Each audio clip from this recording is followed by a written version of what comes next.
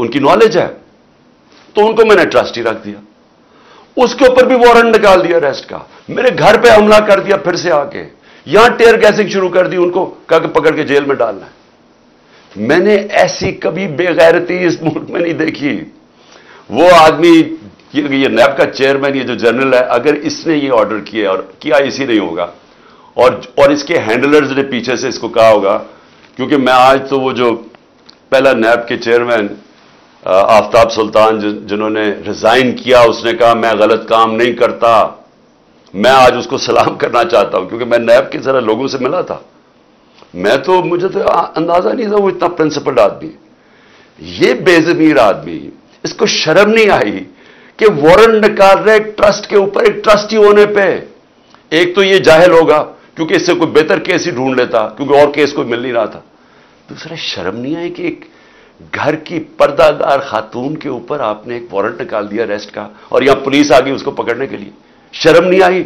घर में आपकी औरतें नहीं हैं, या आप इतने बेशर्म हैं कि आपकी औरतों से ये कुछ करेगा तो आपको कोई फर्क ही नहीं पड़ेगा? आप इतने बेगैरत हैं, आप भी बेगैरत हैं, और जो आपको हैंडलर्स जो ये करवा रहे हैं वो भी बेगैरत है, क्योंकि कोई गैरतमंद आदमी, ऑनरेबल आदमी ऐसी हरकत नहीं कर सकता जो आपने की है। बेजमीर भी हैं, बेगैरत भी हैं, छोटी सी तनख्वाह के ऊपर अपना जमीर बेच रहे हैं आपकी, ये इतनी सी औकात और कीमत है। तो अब मैं आगे चलता हूं। लो जी, उसके बाद मुझे नहीं पता हुआ क्या, मुझे तो उन्होंने बंद कर दिया।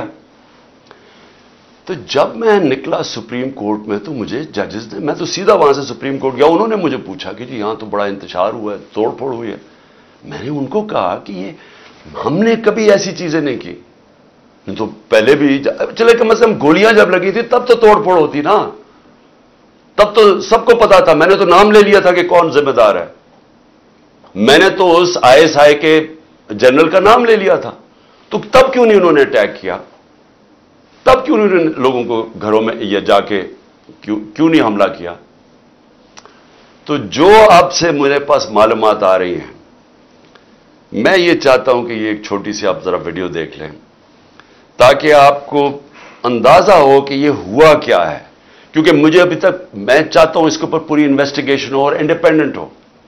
मैं चाहता हूं जो भी सरकारी बिल्डिंग्स जलाई गई हैं, इन्वेस्टिगेशन हो कि इसके पीछे कौन था।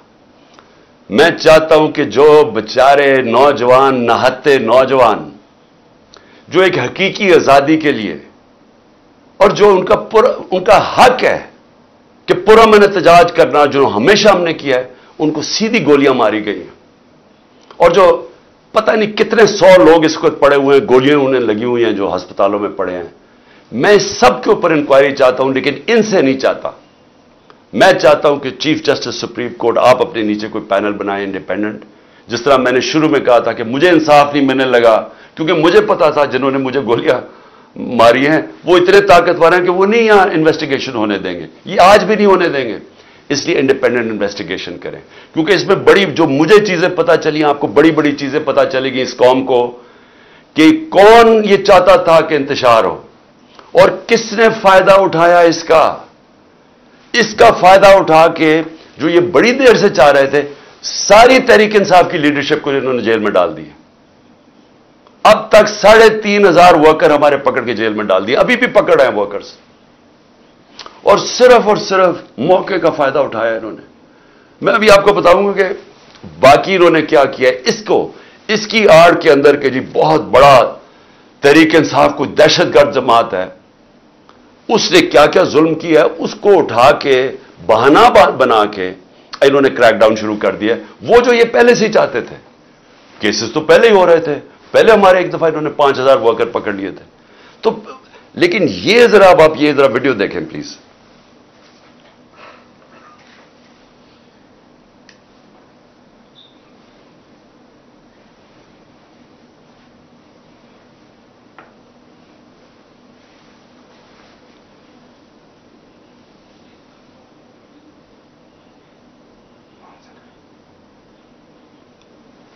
आवाज तो है, 4 लाख लोग थे बस।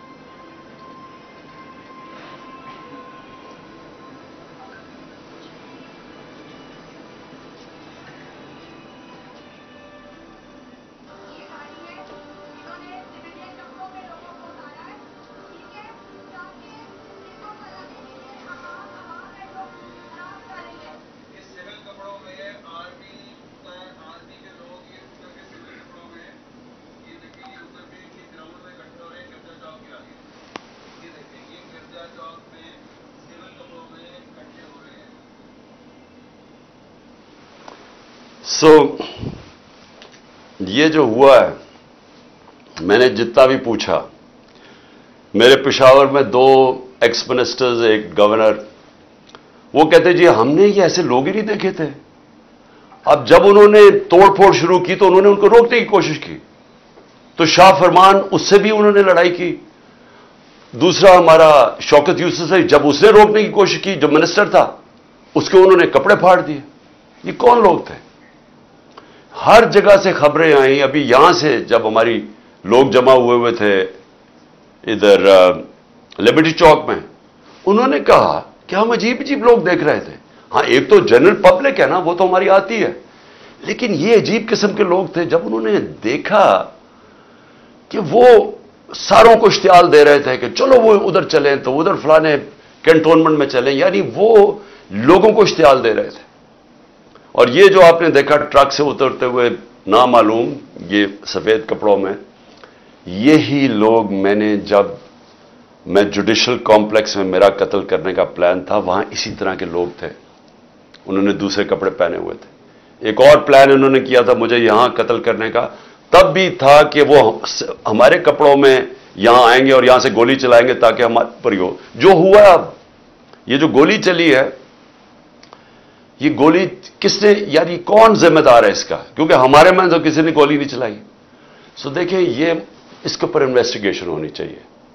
کیونکہ میں پھر سے کہتا ہوں، میں نے کبھی کسی قسم کا انتشار، میں نے کبھی کسی قسم کا وائلنس کی آج تک اپنی پارٹی کو اجازت نہیں دی. کیونکہ ہم وہ پارٹی ہیں جو کہ ہم آئین اور قانون کے بیچ میں الیکشن جیت کے آنا چاہتے ہیں. ہم کوئی اس طرح کے حربے نہیں استعمال کرنا چاہتے، یہ مافیا جو بنا ہوا ہے. لیکن انہوں نے، مجھے جو خاص تکلیف ہوئی جو عورتوں سے انہوں نے کیا، یعنی کون عورتوں سے اس طرح، کیا یہ ہمارے ملک کی تہذیب ہے؟ یہ جب سے یہ امپورٹڈ حکومت آئی اور ان کے ہینڈلرز، یہ عورتوں کے اندر جس طرح ان کے اوپر خوف اور ہراسہ پھیلاتے ہیں، یہ اس ملک کے اندر کبھی ہوا پہلے؟ کتنا خطرناک ہے. آپ مجھے بتائیں فرانس کے اندر آپ دیکھیں کہ وہاں پولیس کھڑی ہوتی ہے سامنے، پروٹیسٹرز کھڑے ہو کے پیٹرول بم مار رہے ہوتے ہیں ان کے اوپر. کبھی کسی نے گولی چلائی ہے وہاں؟ کبھی کسی کے گھروں میں جا کے لوگوں کو اٹھایا، گرفتار کیا؟ وہ جب سامنے ہوتے ہیں، کبھی کوئی لائن کراس کرتا ہے وہاں، تب تو گرفتاری ہو جاتی ہے. گھروں میں چھاپے مارتے ہیں. آج سب کے گھروں میں چھاپے پڑ رہے ہیں اور ساری لیڈرشپ اندر ڈال دی ہے جیل میں اس کے بہانے میں. اور پھر مجھے یہ ذرا سمجھائیں کہ ٹی وی کے اوپر کیسے ایک دم میڈیا پہ کلیمپ ڈاؤن ہو گیا؟ جیسے ہی مجھے گرفتار کیا، سارے میڈیا پہ سینسرشپ، صرف ایک سرکاری ورژن چلا جا رہا تھا اور وہ ہمیں پتہ کدھر سے آ رہا تھا.